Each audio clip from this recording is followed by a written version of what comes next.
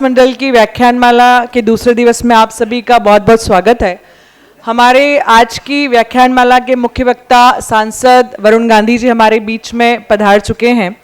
आज के व्याख्यान का विषय भारत के लिए भविष्य की राह, अवसर और चुनौतियां हैं। एक महत्वपूर्ण सूचना है, कल का व्याख्यान 5:30 बजे रहेगा।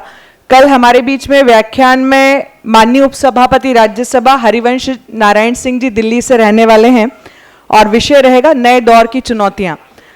आदरणीय हरिवंश जी को अन्यत्र कहीं जाना है, उनका फ्लाइट का जो समय है, इस कारण से कल का जो व्याख्यान है उसका समय बदला गया है। कल का व्याख्यान 5:30 बजे रहेगा।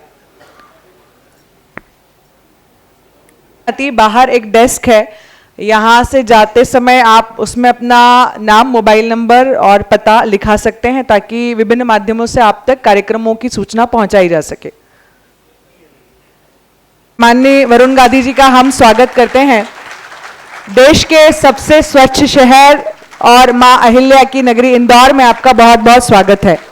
मैं आदरणीय अरविंद तिवारी जी से भी आग्रह करती हूं कि वे कृपया मंच पर अपना स्थान ग्रहण करें।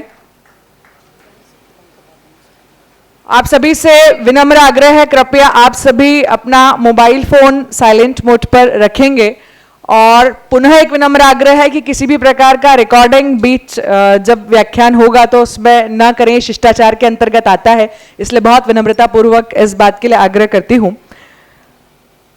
मैं आपको बताना चाहूंगी कि अभ्यास मंडल ऐसी संस्था है जो लगातार 64 वर्षों से मां अहिल्या की नगरी में काम कर रही है।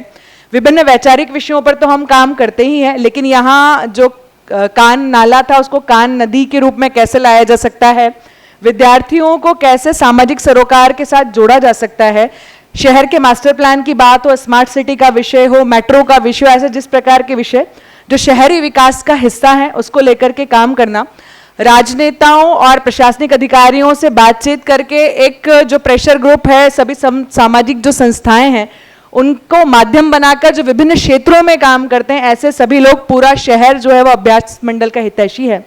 हम सभी लोग मिलकर के शहर हित में क्या कर सकते हैं उसके लिए विचार करते हैं। विभिन्न जो विश्वविद्यालय यहाँ पर हैं उन विश्वविद्यालयों के बच्चों के बीच में जो समसामयिक विषय हैं, राष्ट्रहित के, समाज हित के, उन विषयों को लेकर के उनके बीच में जाते हैं और क्या समाधान हो सकता है उसके लिए भी हम लोग प्रयास करते हैं और जो संबंधित जो लोग हैं उन तक वो विषय पहुंचाने का काम करते हैं। इसके अलावा समसामयिक विषयों पर प्रतिवर्ष ग्रीष्मकालीन व्याख्यानमाला हम करते हैं और सौभाग्य है कि विभिन्न सम्मानीय प्रधानमंत्री, मुख्यमंत्री और इस प्रकार के सम्मानीय सांसद, कई लोगों का जो व्याख्यान है वो अभ्यास मंडल ने कराया और विभिन्न ऐसे विषय जिन पर जागरूकता की आवश्यकता है उन विषयों को लेकर भी व्याख्यान हुआ। ग्रीष्मकालीन व्याख्यानमाला के अलावा मासिक कुछ ना कुछ परिचर्चा करना, परिसंवाद करना, जो शहर हित के विषय हैं, जैसे जो नशे में जो युवा पीढ़ी जा रही है तो उसके लिए हम जो सामाजिक लोग हैं हम क्या कर सकते हैं। केवल वो प्रशासन की जिम्मेदारी नहीं है, सामाजिक जिम्मेदारी कैसे है, ये काम अभ्यास मंडल करता है। माँ नर्मदा को अहिल्या की नगरी में लाना हो या फिर ऐसे समसामयिक विषय जहां हम धरोहर को बचाने का काम करते हैं, ये सारा काम अभ्यास मंडल, जितने भी लोग यहाँ हमको सामने दिखाई दे रहे हैं, आप सबके प्रत्यक्ष अप्रत्यक्ष सहयोग से हम इस काम को करते हैं। और केवल कोरोना के समय में 2 वर्ष व्याख्यानमाला नहीं हुई, लगातार ये जो व्याख्यानमाला है टाटपट्टी पर शुरू होकर के आज इस स्तर पर व्याख्यानमाला है। कोई भी पेड वर्कर अभ्यास मंडल में नहीं है, सभी दिन में अपना काम करते हैं और शाम का जो समय होता है उसमें समय निकाल करके अभ्यास मंडल के लिए काम करते हैं। अभ्यास मंडल की युवा टीम के भी कई लोग यहाँ पर बैठे हैं। तो इस प्रकार से अभ्यास मंडल अपने वैचारिक आंदोलन के साथ सबकी समझ को बढ़ाने के लिए काम करता है। इस अभ्यास मंडल परिवार में मां अहिल्या की नगरी में आपका बहुत बहुत स्वागत है। मैं स्वागत के लिए अभ्यास मंडल के सचिव आदरणीय नेताजी मोहिते से आग्रह करती हूं कि वे आए और सम्मानीय वरुण गांधी जी का स्वागत करें। मुझे लगता है कि तालियां होना चाहिए। मैं मुरली खंडेलवाल जी से आग्रह करती हूं कि वे आए और वरुण गांधी जी का स्वागत करें। मैं वैशाली खरे जी से आग्रह करती हूं कि वे आए और आदरणीय वरुण गांधी जी का स्वागत करें। मैं द्वारका मालवी जी से आग्रह करती हूं कि वे आए और वरुण गांधी जी का स्वागत करें। मैं डॉक्टर स्वप्निल व्यास जी से आग्रह करती हूं कि वे आए और वरुण गांधी जी का स्वागत करें। मैं युवा इकाई की ओर से सुनील डावर से आग्रह करती हूं कि सुनील डावर जी आए और आदरणीय वरुण गांधी जी का स्वागत करें। सुनील डावर जी।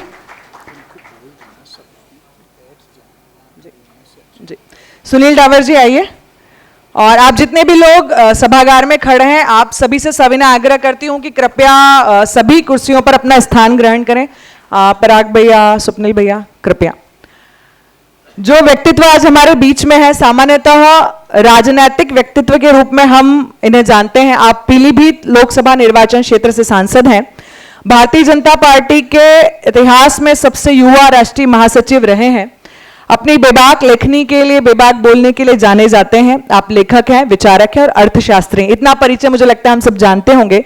जो परिचय आप सबसे कराना चाहते हो, जिस कारण आज आदरणीय वरुण जी हमारे बीच में हैं, आपकी किताब द इंडियन मेट्रोपोलिस इस वर्ष की बेस्ट सेलर है। 1 लाख से अधिक प्रतियां अभी तक जो है इसकी बिकी हैं। अभी हम मई माह में ही हैं।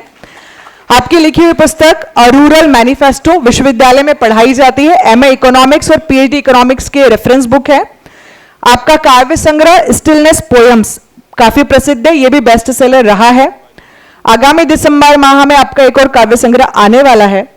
प्रतिमाह जिस प्रकार से आज अपने एक बौद्धिक विषय के लिए यहां पर आए हैं, लगातार 2 से 3 विभिन्न विषयों पर बौद्धिक देने के लिए विभिन्न संस्थानों में, विभिन्न विश्वविद्यालयों में प्रबुद्धजनों के बीच में आपका प्रतिमाह जाना होता है। आप लगातार विभिन्न प्रमुख प्रतिष्ठित अखबारों जैसे the Hindu, Indian express, economic times जैसे जितने भी प्रतिष्ठित अखबार हैं, लगभग 18 अखबारों के लिए लगातार समसामयिक के साथ साथ मूल जो शहरी विकास के विषय हैं, जिस पर आपने बहुत काम किया, बहुत अध्ययन किया है, उसके विषय में लिखते हैं। मैं बहुत ही सम्मान के साथ हमारे आज के मुख्य वक्ता को भारत के लिए भविष्य की राह, अवसर और चुनौतियां इस विषय के साथ सम्मानीय सांसद वरुण गांधी जी को आग्रह करते हूं। कर रहे हैं, मेरा निवेदन है कि इसकी आवश्यकता नहीं है। आदरणीय मुकुंद कुलकर्णी जी, आदरणीय शिवाजी मोहिते जी, आदरणीय रामेश्वर गुप्ता जी, आदरणीय नेताजी मोहिते जी, आदरणीय डॉक्टर मनीषा गौड़ जी, आदरणीय माला सिंह ठाकुर जी, यहाँ पे उपस्थित कार्यक्रम में सब गणमान्य सम्मानित मेरे बड़ों, मेरे नौजवान साथियों, जब मैं यहाँ आ रहा था प्लेन में तो मैं सोच रहा था कि मैं किस विषय पे बोलूँगा, क्योंकि मैं नीतिगत सुधार पे बहुत बोलता हूँ और लिखता हूँ, बट मुझे लगा कि ये एक दार्शनिक नींव होनी चाहिए आज इस कार्यक्रम की।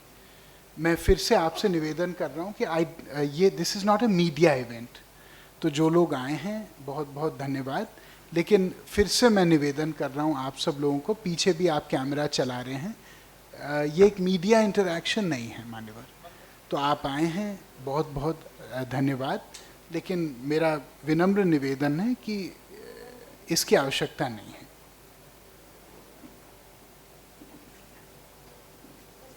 थैंक यू जी।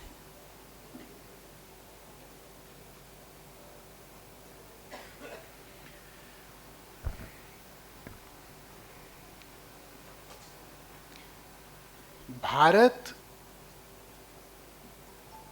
में राजनीति एक निरंतर युद्ध के अखाड़े की तरह बन चुका है, लेकिन ऐसे हमेशा नहीं था।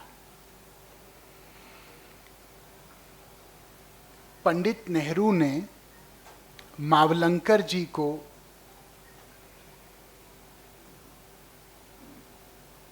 लोकसभा का पहला अध्यक्ष बनाया, लेकिन कुछ समय के बाद मावलंकर जी का स्वर्गवास हो गया।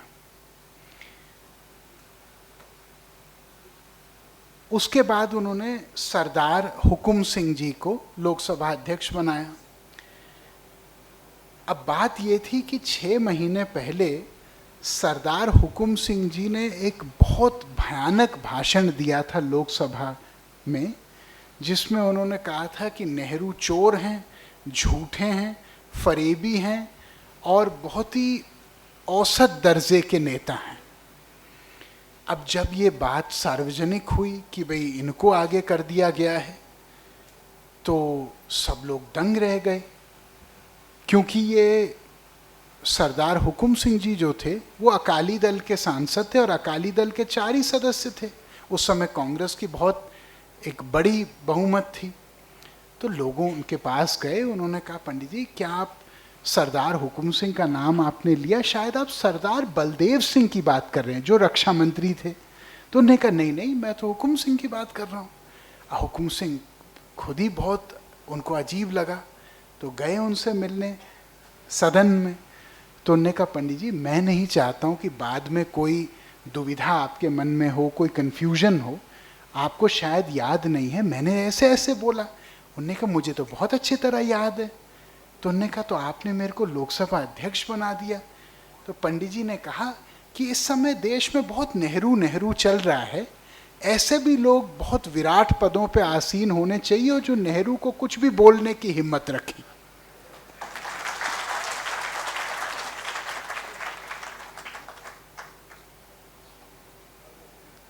जस्टिस मोहम्मद इस्माइल को सरदार वल्लभ भाई पटेल ने काम दिया ईस्टर्न जुडिशियल कॉरिडोर को बनाने के लिए। गुवाहाटी, भुवनेश्वर, विशाखापट्टनम, पटना, जो ईस्टर्न जुडिशियल कॉरिडोर है। और जस्टिस मोहम्मद इस्माइल जो थे वो गोरखपुर के थे, हालांकि इलाहाबाद में रहते थे, उनकी प्रैक्टिस थी, बहुत बड़े जूरिस्ट थे। तो 1948 में 1948 में जिन्ना ने उनको फ़ोन किया। तो जिन्ना ने कहा कि देखिए बौद्धिक क्षमता वाले लोग हमारे पास थोड़े कम आए हैं, तो यदि आप अन्यथा ना लें, क्या आप पाकिस्तान के दूतावास बन सकते हैं हिंदुस्तान के लिए? तो पंडित जी के पास गए। पंडित जी ने कहा मुझे भी कोई आपत्ति नहीं है, आप जैसा करना चाहें। तो वो 4 साल 48 से लेकर 52 तक, 52 तक वो पाकिस्तान के एम्बेसडर टू इंडिया रहे। लेकिन इसमें कमाल की बात क्या है, ना अपने जीवन में वे कभी पाकिस्तान गए, ना उन्होंने हिंदुस्तान की नागरिकता कभी अपनी समाप्त की। तो आप देखिए कि हिंदुस्तान की नागरिकता, हिंदुस्तान की सोच हमेशा इतनी विराट रही है कि उसका दिल भी बहुत बड़ा रहा है और उनके कार्यों में, उनकी अभिव्यक्तियों में एक जिसको असली हम लोग पुरातन संस्कृति कहते हैं, उसकी हमेशा खुशबू आपको उन कार्यों में नजर आई है। जब मैं राजनीति में आया तो मैंने वाजपेयी जी से बहुत प्रेरणा ली। फोन अपने साइलेंट कर दीजिए, बड़ी कृपा होगी सब लोगों को। हिंदुस्तान है ना, तो 8-10 बार जब तक नहीं बोलें तब तक। अपने घर में भी जब घंटी हम बजाते हैं कर्मचारियों को बुलाने के लिए, तो अगर एक बार बजाएं तो उनको लगता है कि गलती से बजा दिया, 8-10 बार करना पड़ता है। तो वाजपेयी जी से मैं मिलने गया। अब मैं तो एक बालक था और वाजपेयी एक पहाड़ थे। हमको लगा कि इतने बड़े आदमी से मिलने जा रहे हैं तो क्या बोला जाए और वगैरह। लेकिन वाजपेयी सच में बहुत महान शख्सियत थे और हमारी उनकी बहुत तगड़ी बन गई 2 बातों पे। एक, वाजपेयी जी ने हमसे कहा, बात होने लगी नानाजी देशमुख की, फिरोज गांधी की, अलग अलग लोगों की। तो वाजपेयी जी ने हमसे कहा कि ये बड़े लोग थे साहब, बड़े लोग थे। मैंने कहा जी बिल्कुल। तो वाजपेयी जी ने कहा भैया अपना साइलेंट पे डाल दो, अच्छा नहीं लगता बार बार बोलें, आप तो बहुत ही गंभीर व्यक्ति लग रहे हैं। तो उन्होंने कहा कि बहुत बड़े लोग थे। अब वाजपेयी जी थोड़ा सा इंसान को टेस्ट भी करते थे। तो उन्होंने हमसे पूछा, अच्छा ये बताइए कि बड़ा आदमी कौन होता है, बड़ा आदमी किसको कहते हैं? अब मैं देखिए कुछ सोच के तो गया नहीं था, कोई पाठ पढ़ के तो गया नहीं था। तो मेरे मुंह से ये बात निकल गई कि साहब बड़ा आदमी वो होता है जिसके साथ कोई अपने आप को कभी छोटा महसूस ना करे। तो उनको ये बात थोड़ी ठीक लगी। फिर दूसरी बात उन्होंने मुझसे पूछी कि अच्छा बरखुरदार ये बताइए कि ईश्वर के साथ आपका क्या रिश्ता है? अब ज़्यादातर लोग बोलते, अब जैसे मैं हनुमान भक्त हूँ तो मैं कहता कि मैं हनुमान भक्त हूँ, मैं देवी भक्त हूँ, बट मैंने ये नहीं कहा। मैंने कहा साहब ईश्वर को तो मैं सांसारिक रूप से देखता हूँ। तो उन्होंने कहा मतलब? तो मैंने कहा दिल्ली के महारानी बाग नाम की जगह में हम लोग पले बड़े, और अपने फ़ोन साइलेंट पे डाल दीजिए प्लीज़, प्लीज़ साइलेंट पे डाल दीजिए।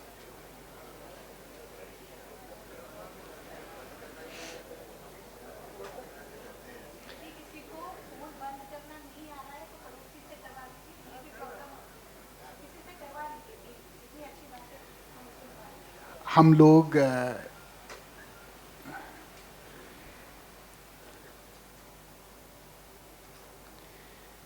तो मैं महारानी बाग नाम की जगह में दिल्ली में हम लोग पले बड़े। तो घर हमारा बहुत बड़ा नहीं था, बट बगीचा बड़ा था, उसमें अनेक अनेक किस्म के फलदार वृक्ष थे। तो छुटपन से मेरी आदत थी कि मैं पंछियों को, पक्षियों को दाना और पानी डालता था एक शहतूत के पेड़ के नीचे। अब मेरी माँ के बारे में तो बड़ी प्रसिद्ध है कि मेरी माँ जो जानवरों की और जो फेंके जाते थे कुत्ते और ये सब, तो हम वो घर में लेके बच्चे की तरह उनको पालती थी और पालती हैं। बल्कि मैं अपनी माँ से कभी कभी मजाकिया तौर पे कहता हूँ कि माँ आपका घर घर नहीं है, चिड़ियाघर है। तो उसके बाद ये प्रथा हम लोग छुटपन से शुरू हुई।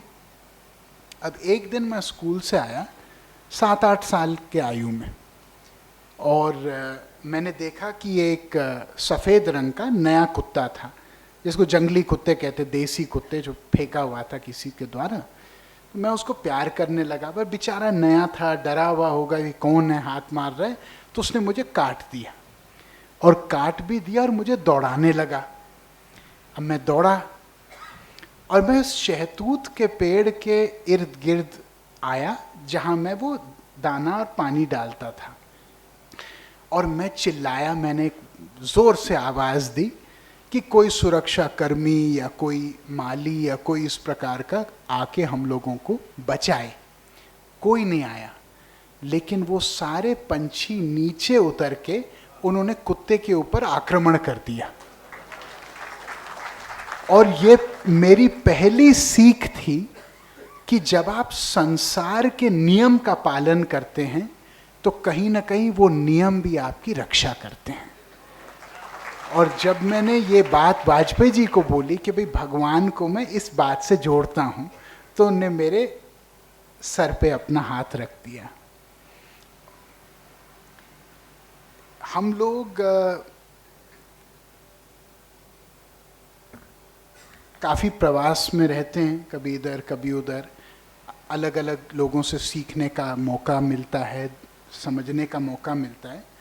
2-3 ऐसे उदाहरण मैं आपके सामने डालना चाहता हूँ।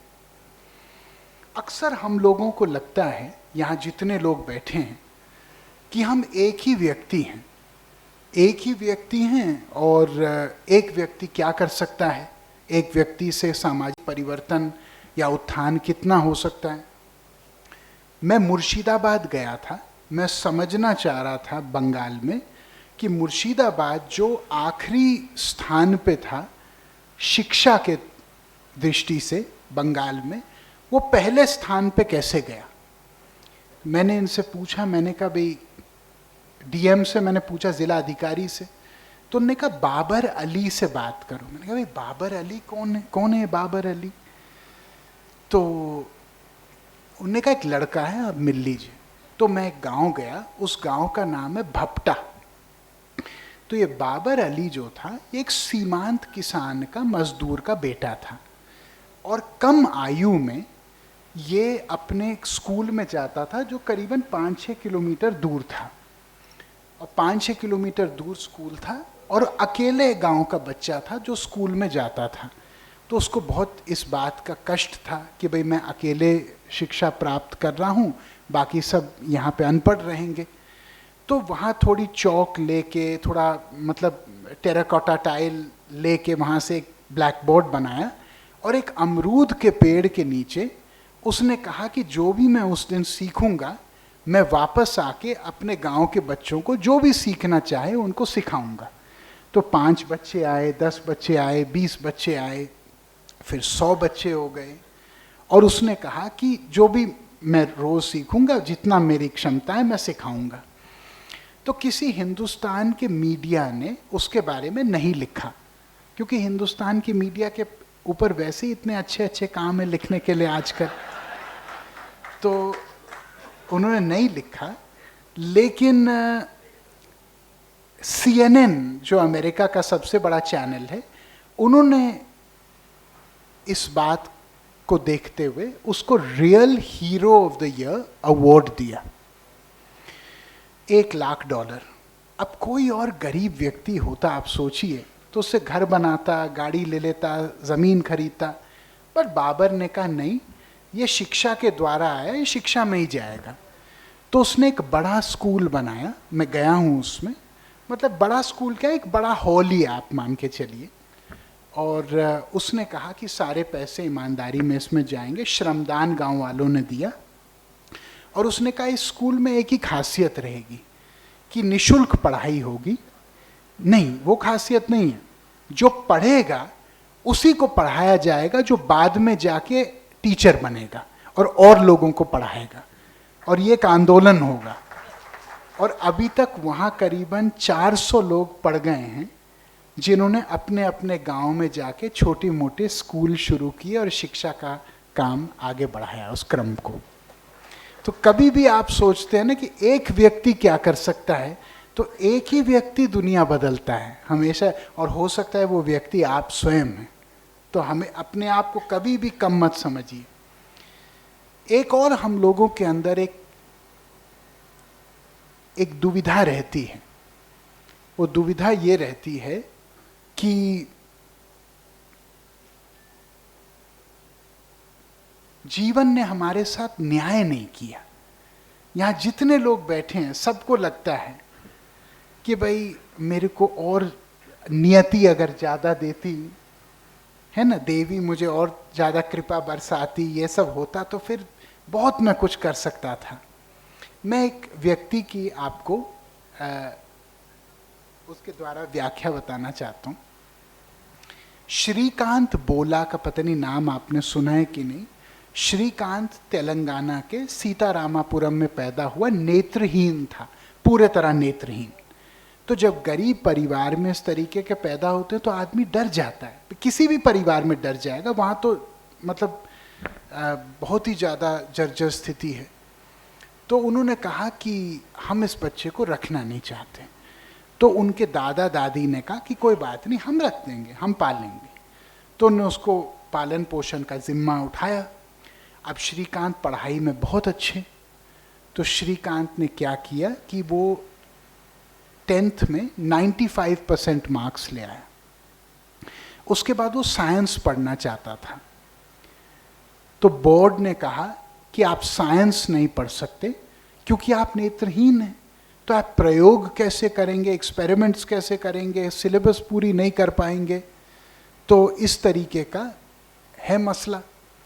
तो श्रीकांत ने कोर्ट केस लड़ा, और बहुत मशहूर कोर्ट केस है, श्रीकांत बोला versus state of Andhra Pradesh. उस समय एक ही राज्य था, और जीता। और कोर्ट ने कहा बच्चा जो पढ़ना चाहे पढ़ सकता है, उस पर कोई पाबंदी नहीं है। उसके बाद श्रीकांत ने साइंस किया और इत्तिफाक से पूरे स्टेट को टॉप करके 99% मार्क्स ले आया। उसी समय उसने IIT का एग्जाम दिया, और IIT में पूरे राष्ट्र में 19वां नंबर उसको मिला, जो बहुत बड़ी बात है।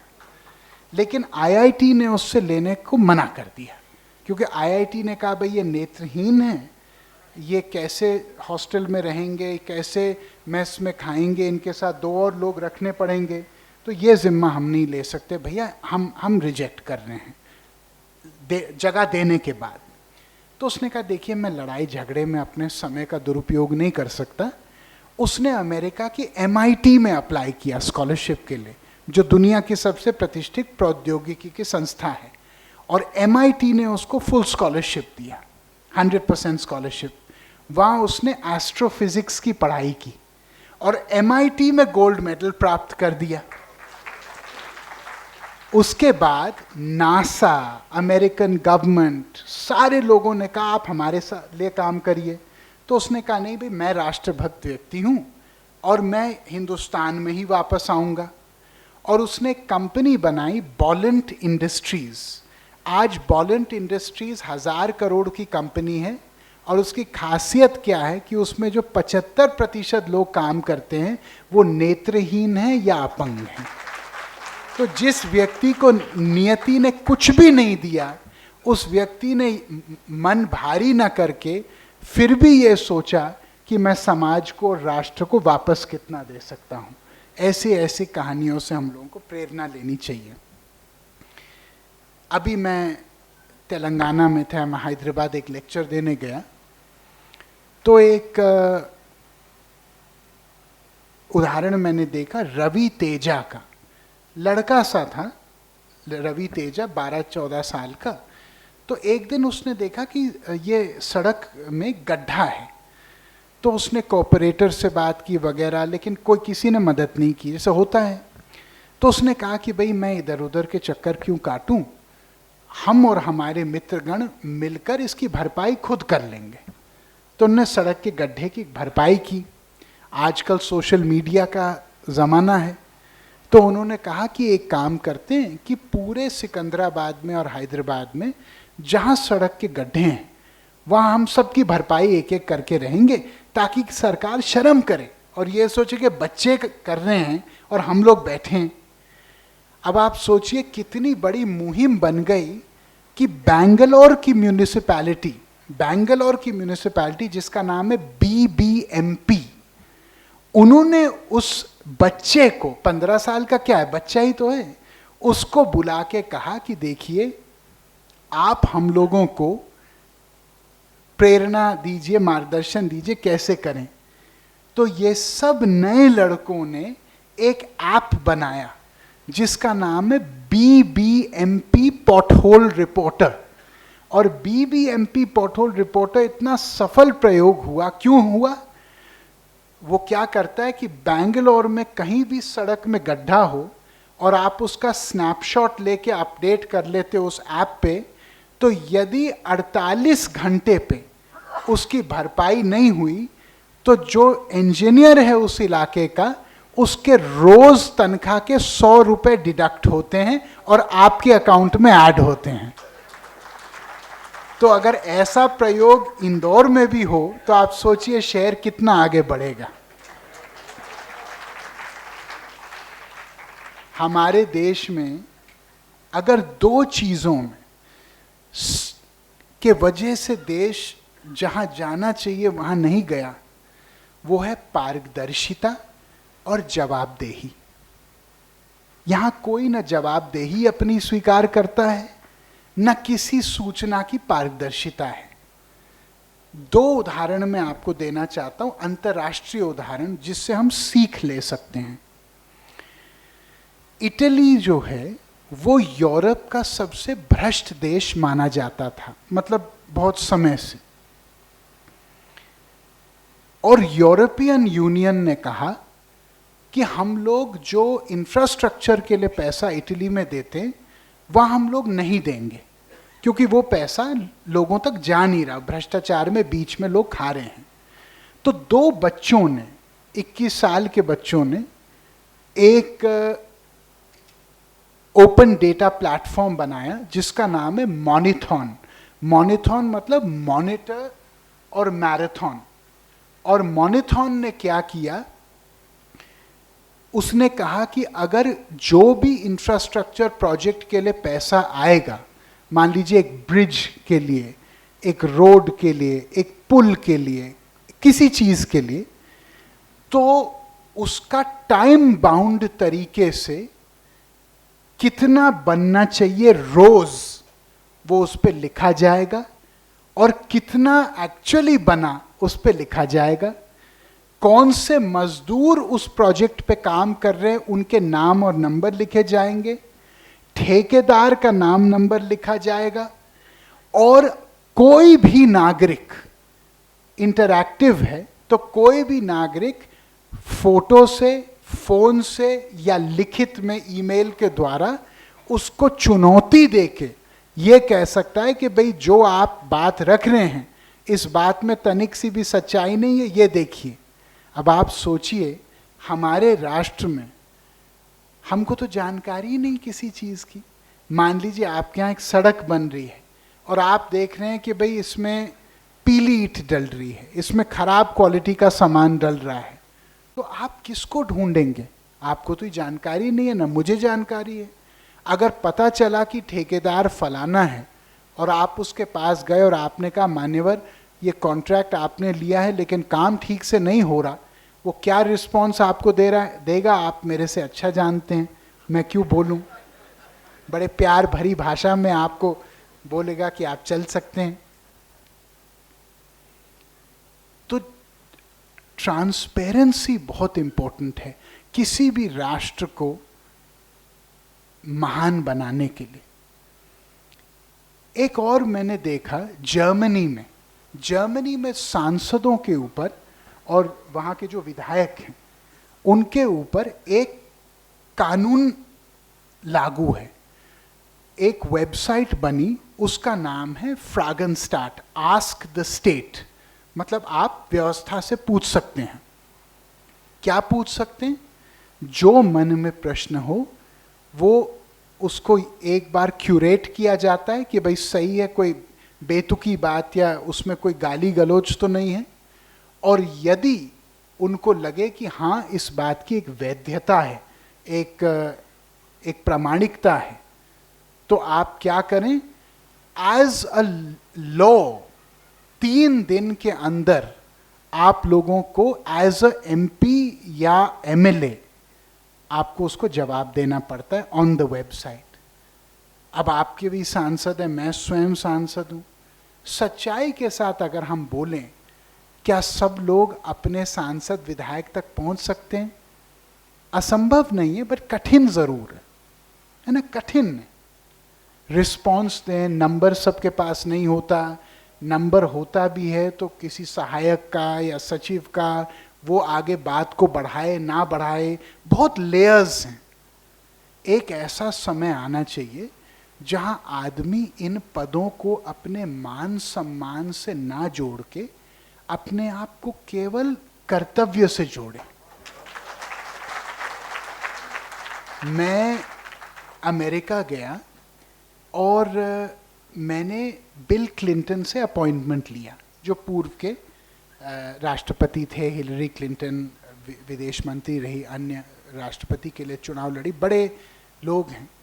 और मैंने अपॉइंटमेंट लिया बड़े संकोच के साथ कि भाई कैसे होगा, बड़ा मुश्किल होगा।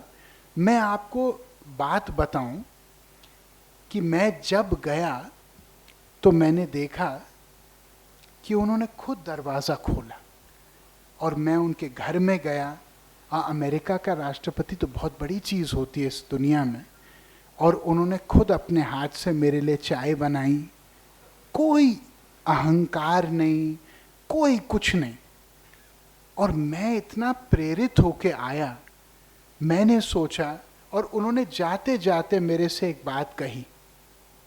उन्होंने कहा कि बेटा हमेशा एक बात याद रखना कि आप एक पब्लिक सर्वेंट हो, इस शब्द को कभी मत भूलना। और लीडर जो होता है अपने आप को कभी मत बोलना। लीडर बनने के लिए बहुत तप करना पड़ता है, बहुत खून बहाना पड़ता है, अपने को लेकर बहुत त्याग करना पड़ता है, तब जाके कोई आदमी लीडर बनता है। केवल 2-4 चुनाव जीतने से अपने आप को लीडर समझने में कोई फायदा नहीं है।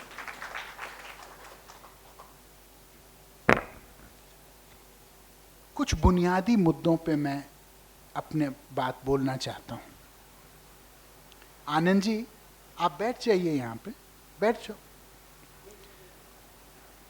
आप एक बादल के तरह इधर उधर जा रहे हैं, इसलिए मैंने कहा। ये आप उठ गए हैं अभी? आप उठ गए हैं? शुरू से सो रहे थे, बट मैं खुश हूं कि आप अब उठ गए हैं। ये तो अच्छी बात है। क्या आप एक कॉफी दिला दें आपको?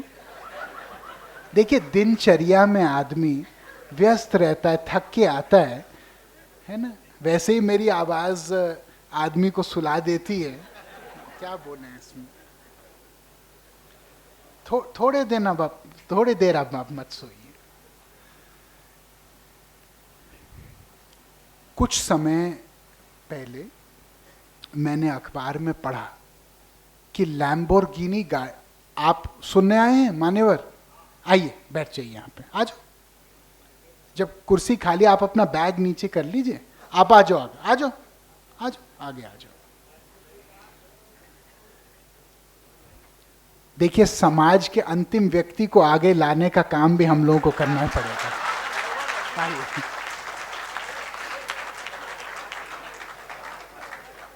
कुछ दिन पहले हम लोगों ने, मैंने एक अखबार पढ़ा, उसमें लिखा था लैम्बोर्गिनी गाड़ी जो है, जो 6.5 करोड़ रुपए की गाड़ी है, उसके लिए वेटिंग लिस्ट 3 वर्ष की है हिंदुस्तान में। और उसके बगल में एक लेख था इंडियन एक्सप्रेस में, और वो लेख ये कह रहा था कि जो 2 व्हीलर्स और 3 व्हीलर्स का निचला सेगमेंट है, वो 50% बिक्री आधी हो गई है पिछले 3 वर्षों में। 2 दिन पहले मैंने अखबार में पढ़ा, द हिंदू में, कि जो मोबाइल फोन्स 1 लाख रुपए से ऊपर हैं, वो उनकी बिक्री दुगनी हो गई है। 1 लाख रुपए से ऊपर तो कम ही फोन है, महंगा फोन है, और जो 40,000 से नीचे के फोन हैं, उनकी बिक्री आधी हो गई है। ये एक बहुत बड़ी खाई बनती जा रही है। हंसने की बात नहीं है, ये बहुत चिंताजनक बात है।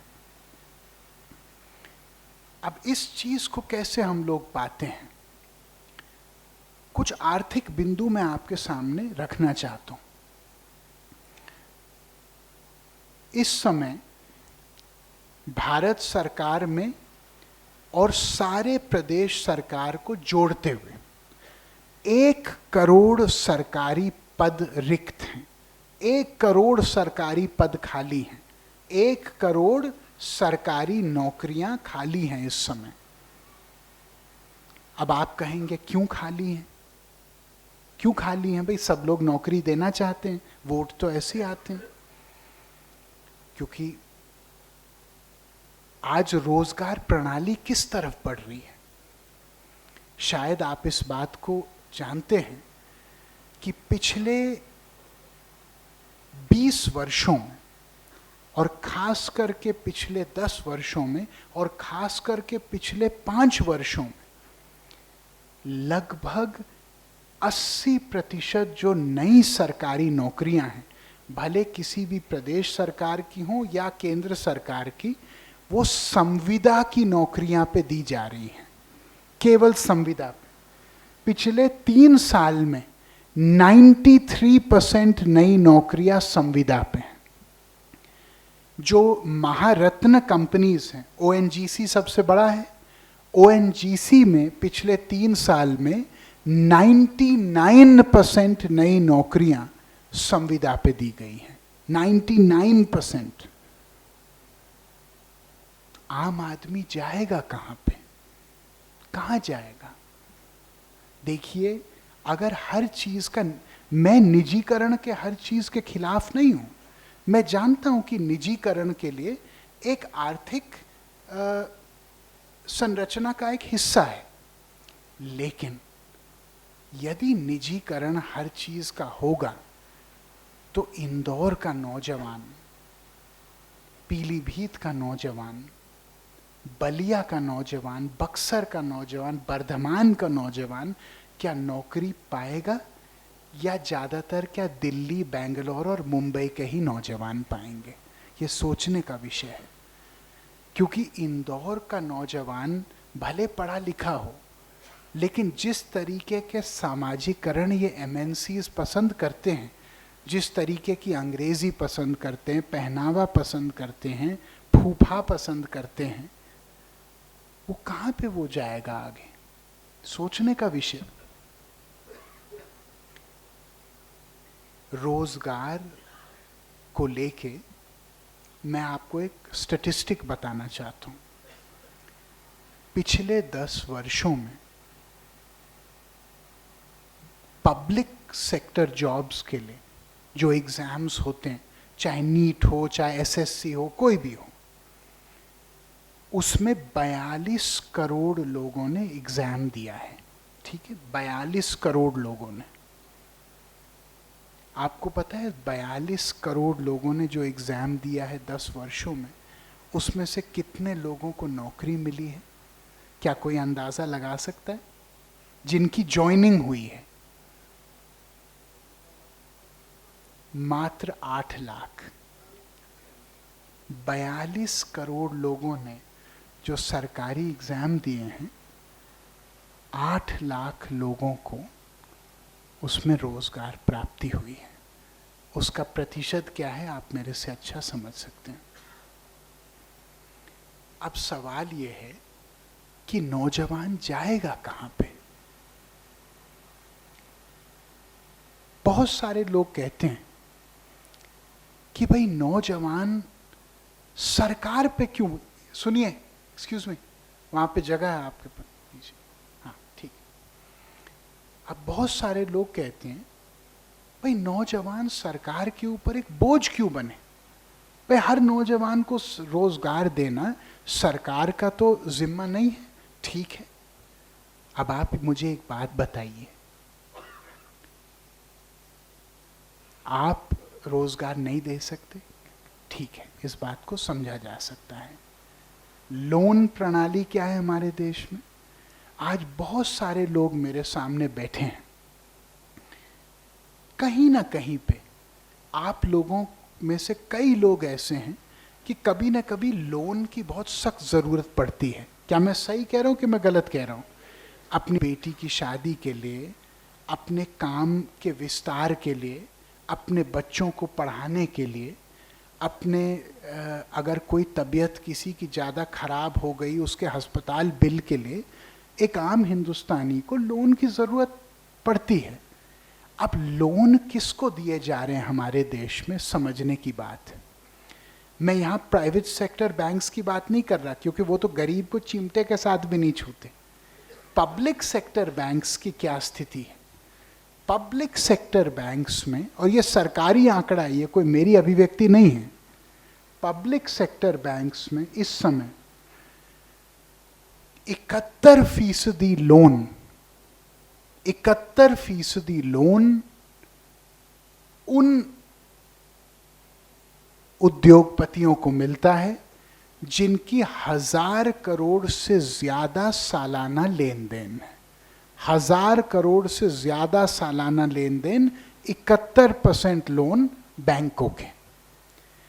20% लोन उन उद्योगों को जाता है जो 100 करोड़ रुपए से लेकर 1000 करोड़ रुपए के बीच में सालाना लेन देन है।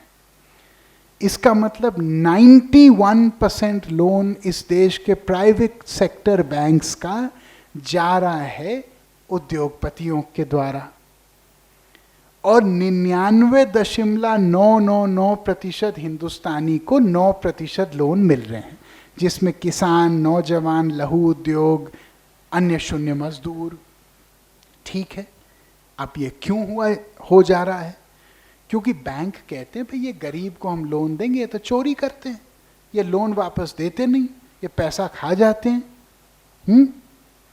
और फिर हम लोग लॉस में जाते हैं। भाई हम कोई चैरिटी तो है नहीं, हम भी अपना काम धंधा चला रहे हैं। ठीक है भैया, अब इसका आंकड़ा क्या है?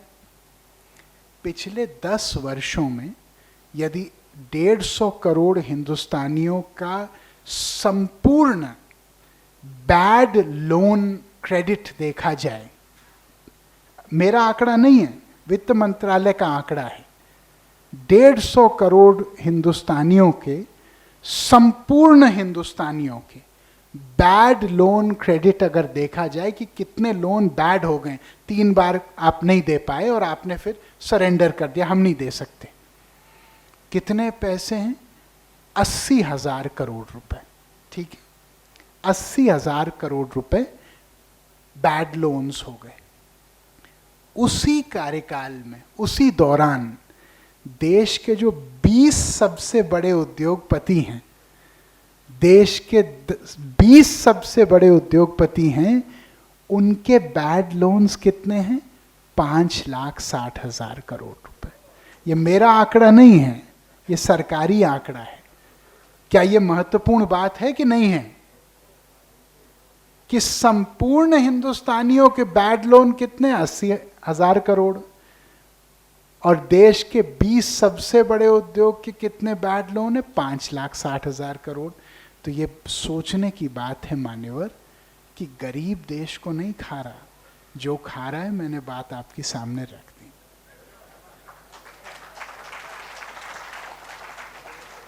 जब तक हम पैसा आम इंसान के जेब में नहीं डालेंगे, तब तक जॉब क्रिएशन जो होता है, देखिए बहुत फैशनेबल हो गया आज कहने के लिए, आईटी जॉब क्रिएट करो, हाई पेइंग जॉब क्रिएट करो, है ना, स्विगी लाओ, बाइजू लाओ, फलाना लाओ, ढिमकाना लाओ। ये सरकारी आंकड़ा है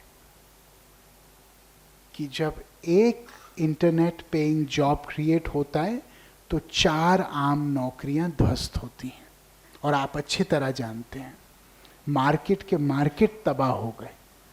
हमको ये नहीं समझना है कि हम दुनिया की अर्थव्यवस्था हूबहू लेके हिंदुस्तान पे डाल दें। हिंदुस्तान का जो आर्थिक ढांचा होना चाहिए वो हिंदुस्तानी मूल का होना चाहिए।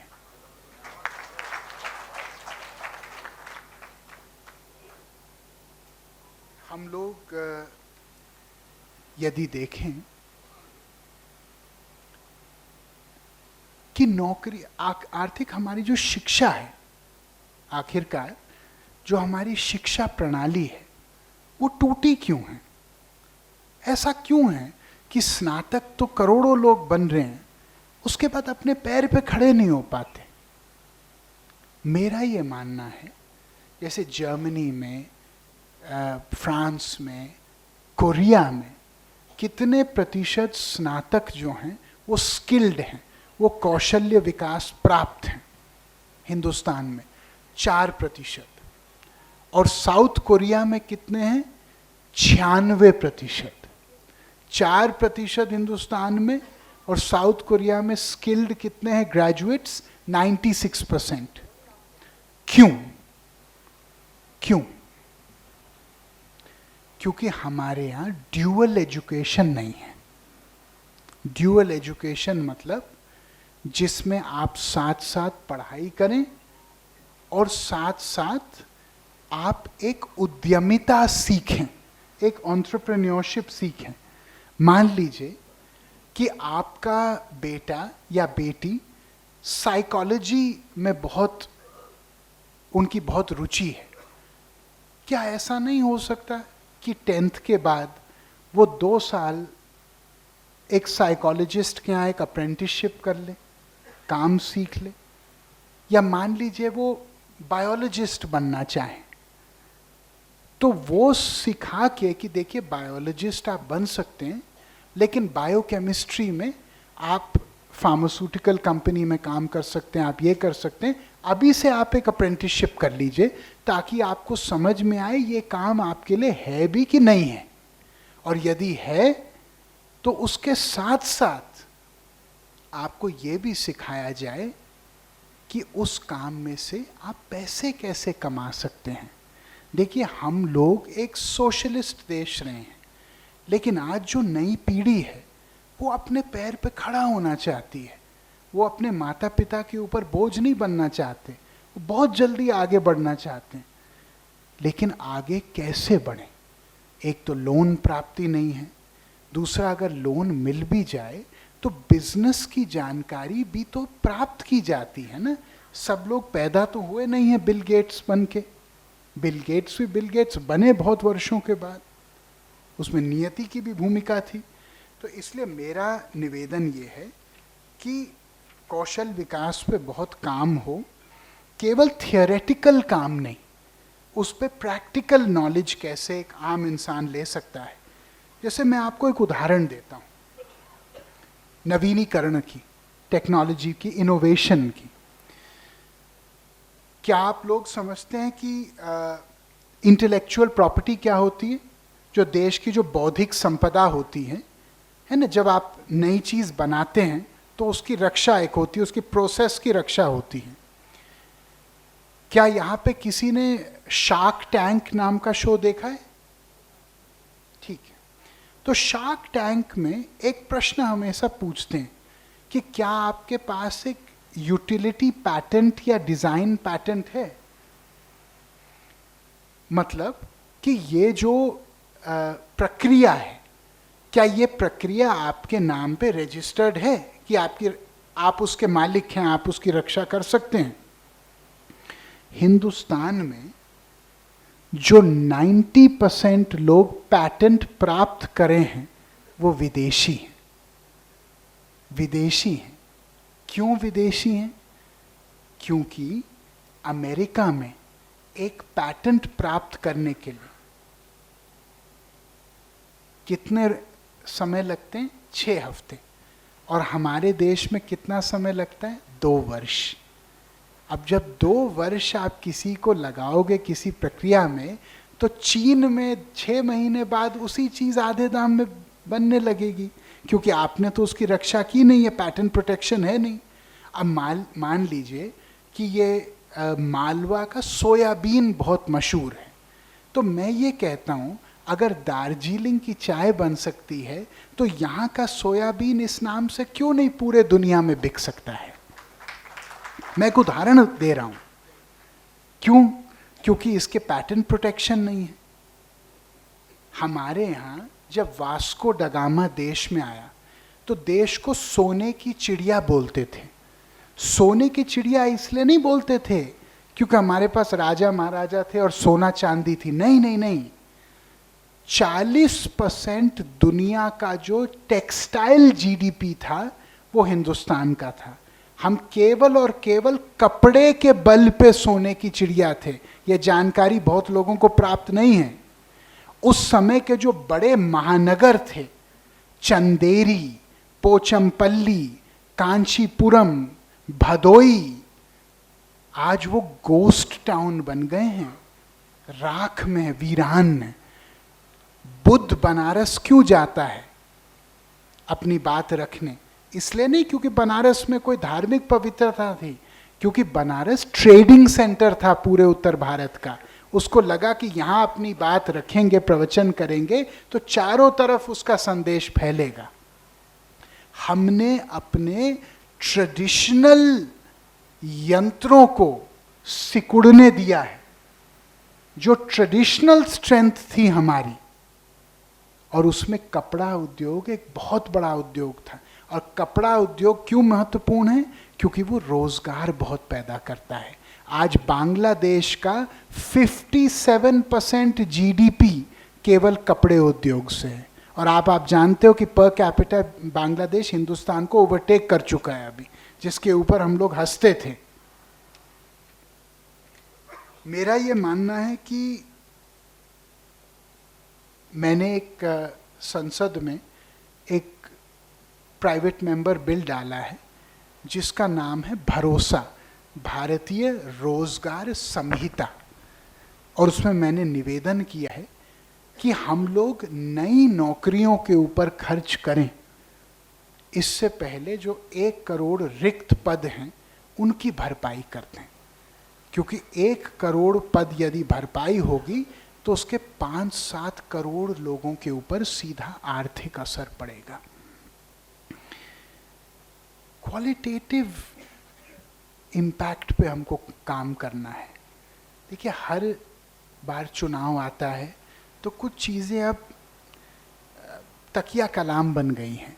जैसे हर चुनाव आता है तो एक नया एम्स अनाउंस होता है ना? लेकिन जो एम्स ऑलरेडी हैं उनकी हालत क्या है? आप मुझसे कह सकते हैं कि भाई संविदा नौकरियों में दिक्कत क्या है? आप किसी मध्य प्रदेश के गांव में जाएं, किसी भी गांव में, और आप किसी आंगनबाड़ी कार्यकर्त्री को, आशा बहू को, रोजगार सेवक को, शिक्षा मित्र को पूछिए उनकी स्थिति क्या है, और उसके बाद आप मुझे बताइए कितने सम्मान की नौकरी है कि नहीं। जिस नौकरी में महंगाई के दर के हिसाब से बढ़त ना हो, जिसमें कोई पेंशन ना हो, जिसमें कभी भी किसी को निकाला जा सकता है, उस नौकरी में कोई आदमी अपने आप को सुरक्षित पा सकता है? हम लोगों के देश में, क्या आप जानते हैं, मेरे प्रदेश उत्तर प्रदेश में जहाँ से मैं चुनाव लड़ा हूँ, मैं आपको एक आंकड़ा देता हूँ। जितना संपूर्ण शिक्षा का बजट है, क्या आप जानते हैं उसमें से 81% केवल भवन निर्माण के लिए खर्च होता है, और मध्य प्रदेश में उससे बहुत कम नहीं है, केवल भवन निर्माण पे। अब भवन निर्माण आवश्यक है, बट क्या भवन निर्माण से आदमी शिक्षित होगा? क्या आपको पता है कि टीचर ट्रेनिंग पे कितना पैसा खर्च होता है हिंदुस्तान में as a percentage of HRD? 6%। नए हायरिंग में कितना होता है? 7%। मेरे हिसाब से शिक्षा का बजट टीचरों के ऊपर खर्च होना चाहिए। आज केवल 7 राज्यों में, जिसमें मध्य प्रदेश एक है, 42 लाख टीचरों की कमी है।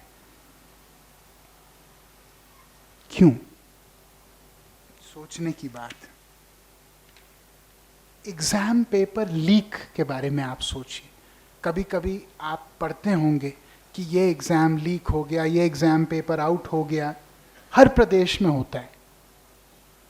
आज तक कोई अरेस्ट क्यों नहीं हुआ? अभी देहरादून में 1 लाख छात्र सड़क पे आए। क्यों? क्योंकि पेपर 10वीं बार लगातार लीक हुआ। 10वीं बार लगातार। नहीं, हंसने की बात नहीं है, बड़ी शर्म की बात। और कोई देश में होता फांसी चढ़ जाती है आदमी को, क्योंकि एक पेपर लीक होता है तो एक छात्र का लगभग 6 महीने से 1 वर्ष बर्बाद हो जाता है। क्यों लीक हो रहे ये पेपर?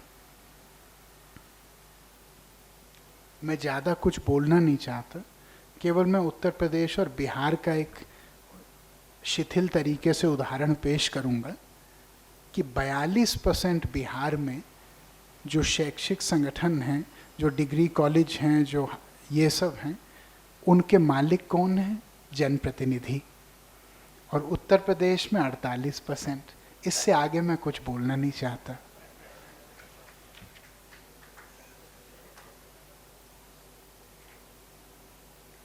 हम लोगों को नागरिकों के ऊपर ज्यादा ध्यान देना, नागरिक क्रांति के ऊपर।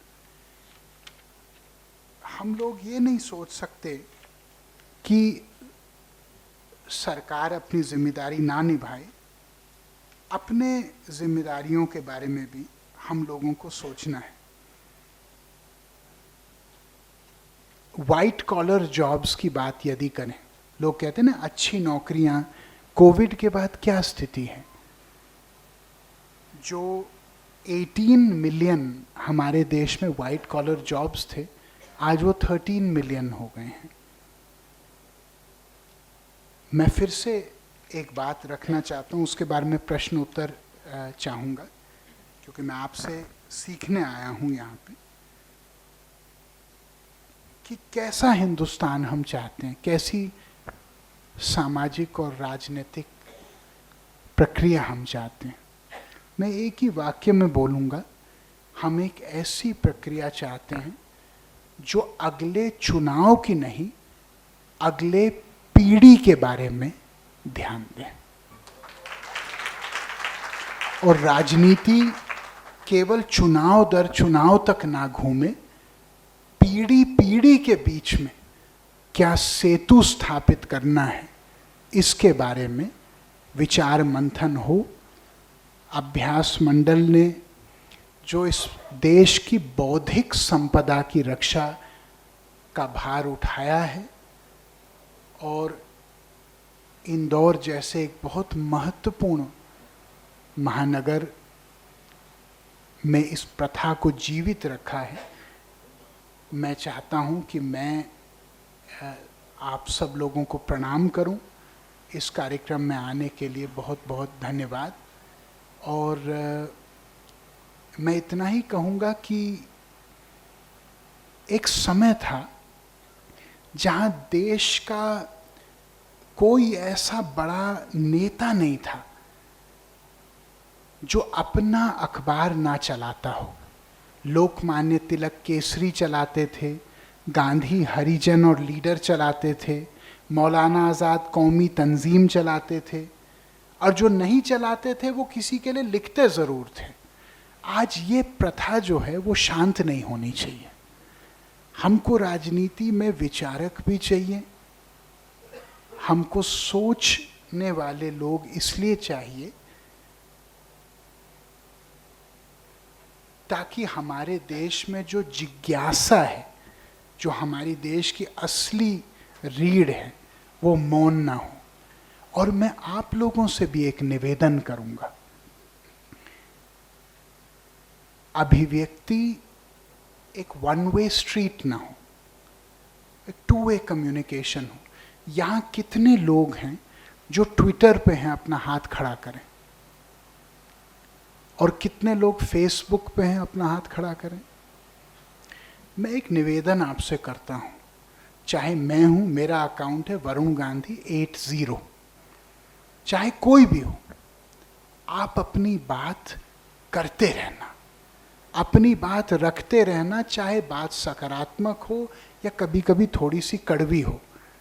क्योंकि जब हिंदुस्तान का गणमान्य नागरिक शांत हो जाएगा तो याद रखना, एक ना एक दिन हमारा लोकतंत्र शांत हो जाएगा। इन्हीं शब्दों के साथ मैं अपनी बात को विराम देता हूं। बहुत बहुत प्रणाम।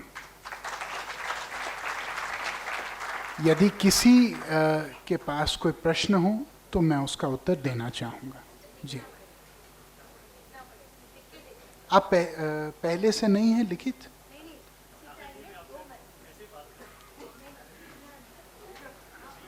समय क्या हुआ भैया? कोई बात नहीं, अच्छा नहीं है। 10 बज गए? 10-15 मिनट है क्या? हाँ है ना, अभी 7:30 पे 7:35 हुआ। आप सभी से बस इतना आग्रह है कि विषय से संबंधित ही प्रश्न पूछें, विनम्र आग्रह, विषय से संबंधित ही प्रश्न पूछें। जी, हम लोग शुरू करते हैं। मैं कोशिश करूंगा 5-7 प्रश्न लेके, लेकिन जैसे मैम ने कहा विषय से संबंधित जो हम लोगों ने बात रखी है। जी आप सर मैं शुरू करूं? एक सेकेंड सर, आप बात रखिए, केवल अपना नाम और जी हाँ जी, मैं आऊँगा आपके पास। जी, डॉक्टर अजिंक्य डगावकर, अभिभाषक। जी, आपने बताया कि 1 करोड़ जॉब्स जो है रिक्त हैं। जी, मेरा प्रश्न ये है कि क्या सरकारों के पास इतना फंड है कि वो सैलरीज दे पाएंगे इन 1 करोड़ रिक्त पदों को भरने के बाद? देखिए, ये आपने एक बहुत गंभीर बात रखी है और आपके प्रश्न में ही आपका उत्तर है कि ये गंभीर चुनौती है। लेकिन इसका उत्तर मैं मान्यवर इस रूप में दूंगा कि सरकार एक बिजनेस नहीं है। सरकार का काम प्रॉफिट बनाना नहीं है। सरकार का काम है जो रिसोर्सेज उसके पास है उनको एलोकेट करना। अब इस रूप में मैं कहूँगा कि जब आप ये कहते हैं कि हम लोग 140 करोड़ लोगों को मुफ्त राशन देंगे, तो उसमें कितने लाख करोड़ होते हैं? अगर उस हिसाब से आप इसकी तुलना करें तो अगर सरकार, मैं ये नहीं कह रहा हूँ कि तुरंत आप 1 करोड़ पदों की घोषणा कर दें, उसका बोझ हो सकता है, लेकिन उसमें से 1/3 लोगों को आप एडजस्ट कर सकते हैं। हाँ, अगर आपको लगे कि पैसे का एलोकेशन या आपकी प्रायोरिटीज़ दूसरे तरफ हैं तो उसके बारे में मैं क्या बोलूँ, पर महत्वपूर्ण प्रश्न है आपका। सर मैं आपसे, मैंने 1947 में आपका अखबार बेचता था मैं, और मैंने इंदौर को 2.5 लाख के इंदौर को पूरा ईमानदार देखा। पूरा 2.5 लाख, मुझे मालूम है कि 2.5 लाख का इंदौर था और पूरा इंदौर ईमानदार था। मैं उसी में बम्बई भी गया बचपन में, वहाँ 25 लाख की बम्बई थी, ईमानदार बम्बई थी। उसके बाद में दिल्ली भी गया, 30 लाख की दिल्ली थी, ईमानदार दिल्ली। सर, हाँ, प्रश्न ये है मेरा कि एक ईमानदार के बाद में देश में जब आज़ादी आई, जिसको मैंने देखा आते हुए, और उस आज़ादी के अंदर प्रश्न ये मेरा ये है कि सारे देश भर में इंदौर बेईमान कैसे हुआ, बम्बई बेईमान कैसे हुआ, मुझे दिल्ली लगता है कि राजनीति में कैसे बेईमान। मैं इसका उत्तर दूंगा। हाँ, आपका प्रश्न बहुत ही प्रासंगिक है और महत्वपूर्ण है, और मैं इसका जवाब देने का प्रयास करूंगा। संविधान पे जब काम हुआ तो संविधान सभा एक बनी देश में, आपको याद होगा। उसमें बहुत ही बड़े विचारक, बहुत ही बड़े बड़े लोग थे, और भैया आने जाने की कृपा अब ना करें, या तो आना है तो आओ, नहीं तो जाना है जाओ। संविधान सभा में उस पर मैं अभी कुछ काम कर रहा हूँ, तो मैं थोड़ा पढ़ रहा हूँ उसके बारे में। जो लोगों को कोट किया गया उस समय, वो ज़्यादातर ग्रीक और रोमन फिलोसफर्स को कोट किया, क्योंकि उस समय वही बहुत फैशन में थे। तो सोक्रेटिस हो, एरिस्टोटल हो, प्लेटो हो, टैसिटस हो, अन्य शून्य,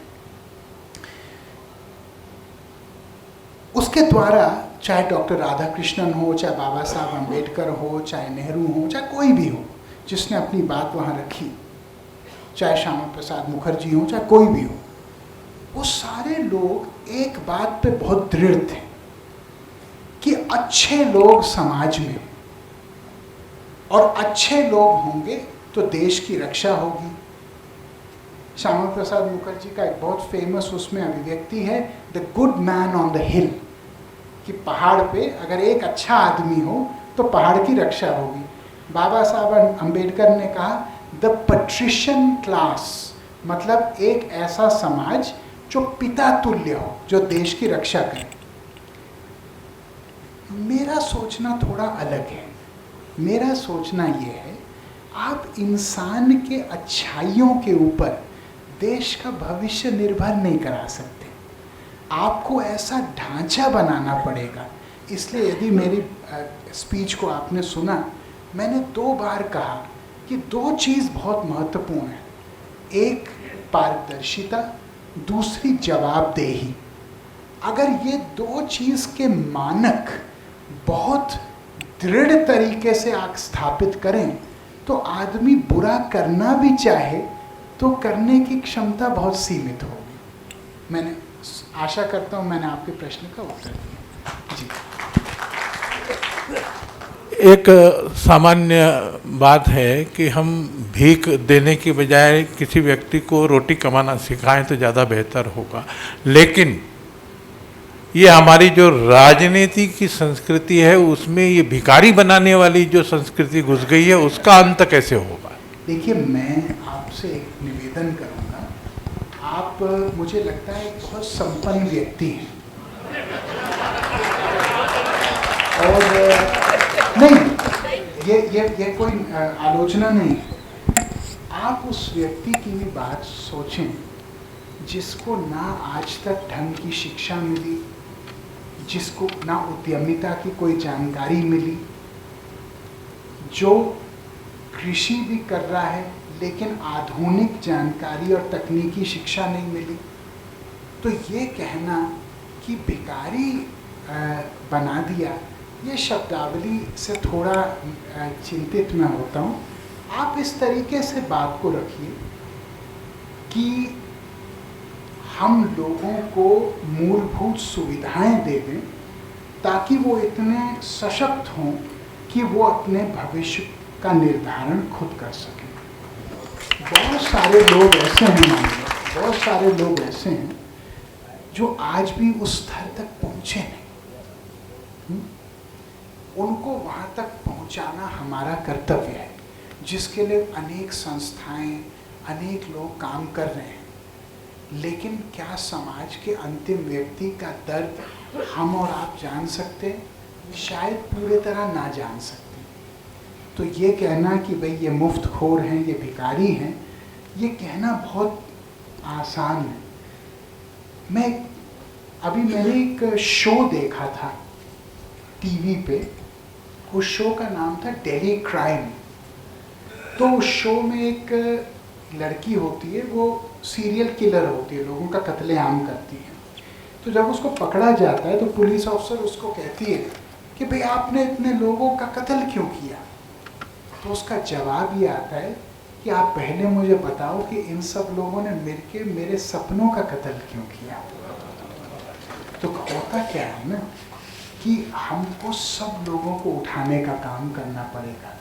जब सबको अपने सपनों पे भरोसा आ जाएगा, तब कोई आदमी जो है वो दान पे नहीं जीना चाहेगा। जी आप। नमस्कार सर, अक्षय जायसवाल छात्र हूँ। जी मेरा यह आप प्रश्न, यहीं के मूलवासी हैं? मैं खरगोन का निवासी हूँ। जी मेरा ये प्रश्न है कि हमारे देश में जो लोन व्यवस्था है, जी, हमें घर बनाने के लिए तो 8% पर प्राप्त हो जाता है, उत्तर आपको दे ही दिया ना कि परंतु लोन तो मिलते ही नहीं है। परंतु क्या एजुकेशन लोन के लिए जो 9% से लगा के 12% की ब्याज दरें हैं वो सही है क्या? गलत है। क्योंकि हमें पढ़ाई के लिए भी लोन की जो आवश्यकता होती है, तो उसमें हमें लोन। देखिए, मैं तो इतना ये कहूँगा कि शिक्षा पे और स्वास्थ्य पे और एक इमरजेंसी स्वास्थ्य लोन भी होना चाहिए, उस पे दर बहुत कम होनी चाहिए, मैं मानता हूँ। अभी जो प्रश्न है इसके बाद एक अंतिम प्रश्न, बस फिर इसके बाद है तो व्यक्तिगत बात जी, कर सकेंगे। आप जो बिल्कुल पीछे हैं, आप बताइए। सर पहले मैं आ जाते हैं उसको, उनके लिए क्यों नहीं सर सरकार कुछ काम करती है कि उन उद्योगपति को वापस लाया जाए?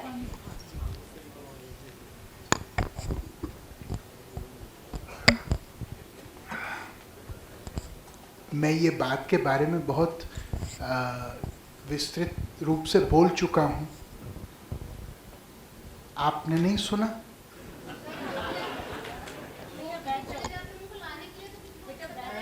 देखिए, मैं आपको एक बात बोलता हूँ,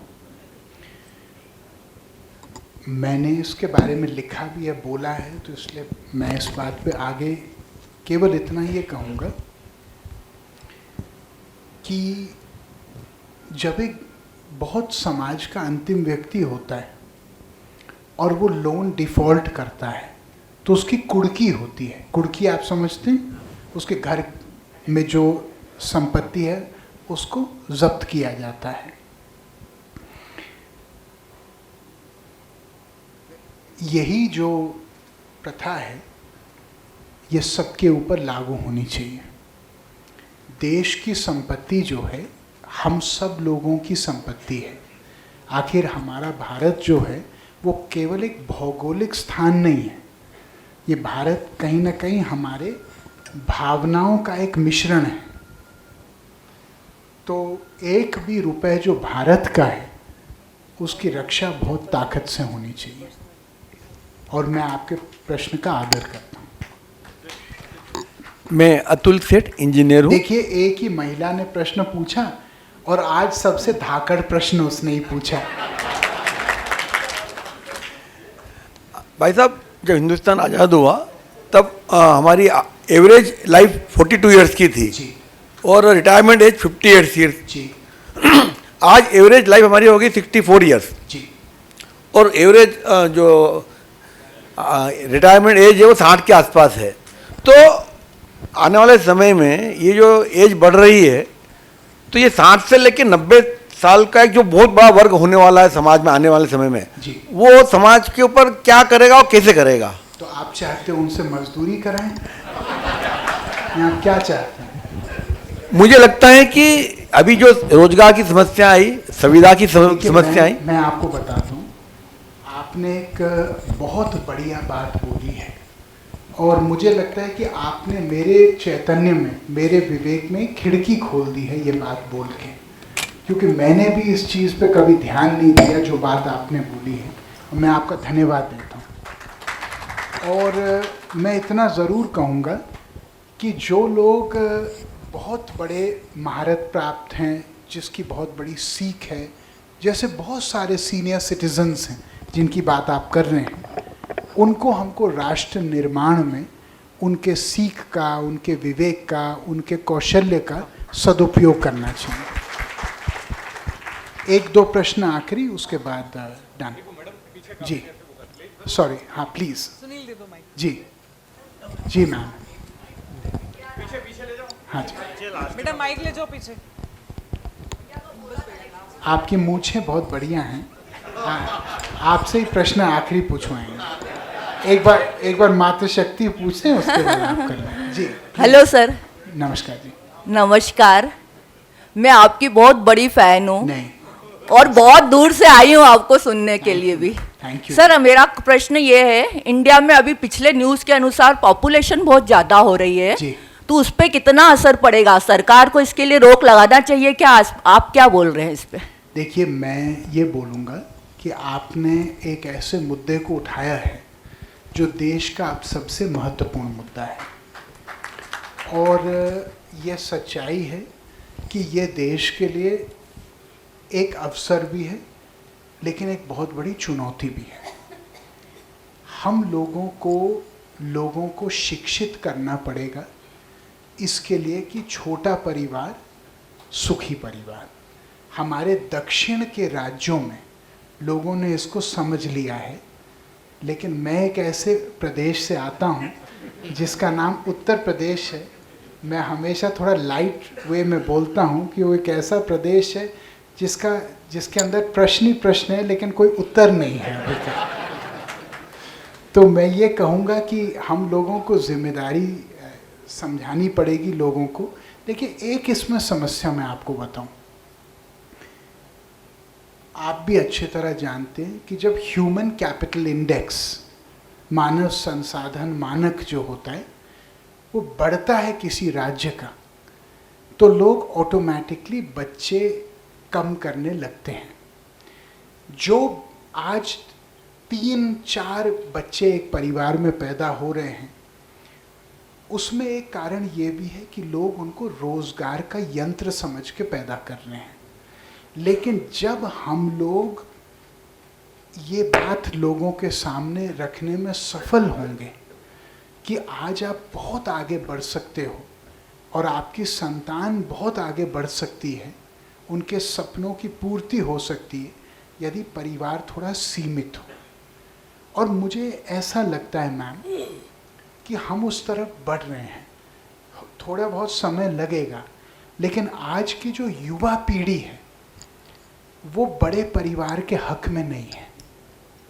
चाहे गांव की भी युवा पीढ़ी हो, आज वो जो पुराना एक सामाजिकरण था कि मैं आपको एक लाइटर वे में बताऊं, 89 में मेरी माँ पीलीभीत से चुनाव लड़ी, तो उन्होंने वो भी नौजवान थी, 32-33 की उस समय थी, तो उन्होंने एक नारा दिया कि मजबूत सांसद हो, कमज़ोर नहीं। तो हमारे सामने एक लोकल व्यक्ति जो मौजूदा सांसद था, उनकी पत्नी ग्रामीण अंचल की थी, तो उन्होंने कहा ये देखो, मेनका गांधी का एक लल्ला है, हमारे 4 लल्ला है, कमज़ोर हम हैं कि कमज़ोर वो हैं। तो बात ये है ना कि ये लोगों को थोड़ा समझाना पड़ेगा कि कमजोरी और मजबूती का पैमाना थोड़ा अलग है। जी आपसे।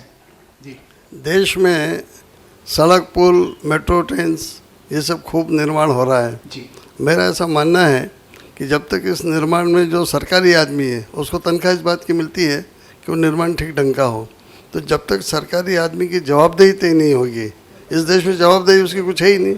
गलत पुल बन गया, करोड़ों का पेमेंट हो गया, पुल बने नहीं, आप बोले, लेकिन उसकी जवाबदेही तय होना चाहिए। और मैं आपसे निवेदन कर रहा हूँ कि इसके लिए आज संसद में आपको सवाल उठाना चाहिए, या जहाँ भी जिस फोरम को उठाना चाहिए। तोड़ क्या है भाई, इसके लिए कानून बनना चाहिए कि सरकारी आदमी की जवाबदेही तय हो, कोई सब अपने को बचाते हैं। आप एक काम करो, इस पे थोड़ा और सोचो और मेरे को टैग करो फेसबुक, ट्विटर पे, मैं इसको समझता हूँ। आप भी सोचो, मैं भी सोचता हूँ। जी, एक आखिरी प्रश्न हम लोग लेते हैं, उसके बाद फिनिश्ड। जी जी, आनंद जी, फेंकना।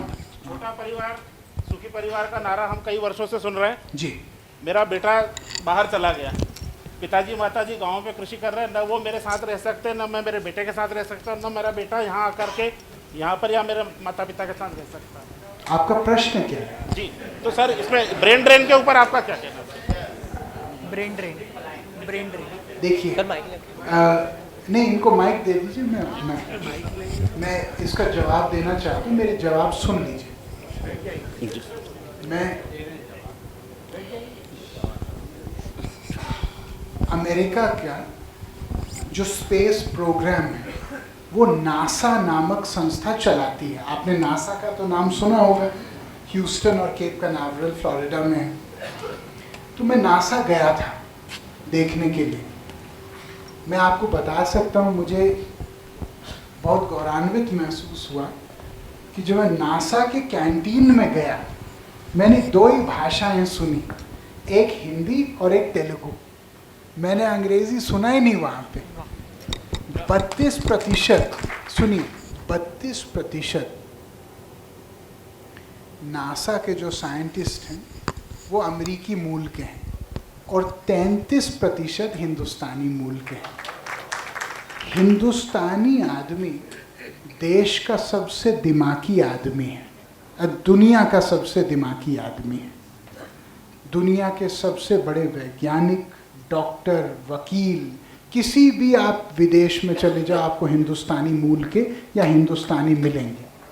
अब सवाल ये है कि जब हम अनुसंधान के ऊपर खर्च कम करेंगे, रिसर्च के ऊपर, जब हम विज्ञान के ऊपर खर्च कम करेंगे, तो वो लोग कहीं ना कहीं तो जाएंगे ना। तो आपने कहा ब्रेन ड्रेन के बारे में बोलो, मैं ये कहूँगा मान्यवर, एक होता है ब्रेन ड्रेन, एक होता है ब्रेन इन द ड्रेन, है ना। अब दोनों के बीच में एक दो मुँहे पे देश खड़ा है। हमारा टैलेंट बाहर जा रहा है, जो बच रहा है क्या वो सिकुड़ रहा है या उसका विस्तार हो रहा है। हमको जब तक जीडीपी का 10% शिक्षा के ऊपर हम नहीं खर्च करेंगे तो हम अपने सपनों का भारत नहीं बना पाएंगे। बहुत बहुत धन्यवाद।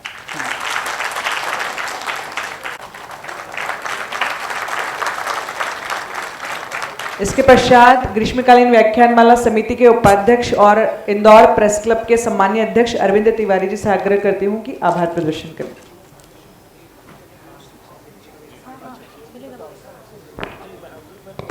आदरणीय वरुण जी और सदन में उपस्थित प्रबुद्ध महानुभाव, वरुण जी बहुत विनम्रता के साथ लगभग 1.5 घंटे हमने आपको सुना और मैं बहुत विनम्रता के साथ ये कहना चाहूँगा कि मेनका गांधी का लल्ला बहुत ही मजबूत है। आज आपने हमारी आंखें खोल दी। ये अभ्यास मंडल के फोरम पर हम देश के अनेक वक्ताओं को सुन चुके हैं, अनेक विषयों पर सुन चुके हैं, लेकिन जिस बेबाकी के साथ, तथ्यों के साथ आपने अपनी बात रखी, तो निश्चित तौर पर हमें लगा कि हम बहुत पीछे हैं, हमारे सामने बहुत सारी चीज़ें है ही नहीं। और एक राजनेता का जो बहुत कम उम्र में सांसद बन गया है, आज इतनी स्पष्टता के साथ एक बौद्धिक फोरम पर देश को लेकर कई बातें स्वीकार करना और जवाबदेही और पारदर्शिता के मुद्दे पर इतनी बेबाकी से अपनी बात बोलना हम सबको भी अपनी जिम्मेदारी का एहसास कराता है। वरुण जी, इंदौर देश का सबसे स्वच्छ शहर है। 6 बार हम देश में नंबर 1 आ चुके हैं, 7वीं बार आने की तैयारी में हैं, लेकिन फिर भी हमें लगता है कि हम कई मामलों में बहुत पीछे हैं। आपने इस फोरम पे जो बातें कही, हम कोशिश करेंगे कि अभ्यास मंडल अपने प्रयासों से जिस भी सेक्टर में जो काम कर सकता है वो करेगा। मैं वरुण जी के प्रति अभ्यास मंडल परिवार की ओर से कृतज्ञता ज्ञापित करता हूं। मैं आप सब के प्रति भी धन्यवाद ज्ञापित करता हूं कि आप अभ्यास मंडल के इस बौद्धिक अनुष्ठान में नियमित भागीदारी कर रहे हैं। कल का व्याख्यान राज्यसभा के उपसभापति हरिवंश जी का रहेगा, लेकिन कल थोड़ा सा समय का ध्यान रखिए। कल हम ठीक 5:30 बजे उस व्याख्यान को शुरू करेंगे। मैं आप सबके प्रति पुनः धन्यवाद और कृतज्ञता ज्ञापित करता हूं और वरुण जी के प्रति आभार व्यक्त करता हूं। बहुत बहुत धन्यवाद। अधिनायक जय हे भारत भाग्य विधाता, पंजाब सिंध गुजरात मराठा द्राविड़ उत्कल गंगा, विंध्य हिमाचल यमुना गंगा उच्चल जलधि तरंगा, तव शुभ नामे जागे तव शुभ आशीष मांगे, गाहे तव जय गाथा, जन गण मंगल दायक जय हे भारत भाग्य विधाता, जय हे जय हे जय हे जय जय जय जय हे।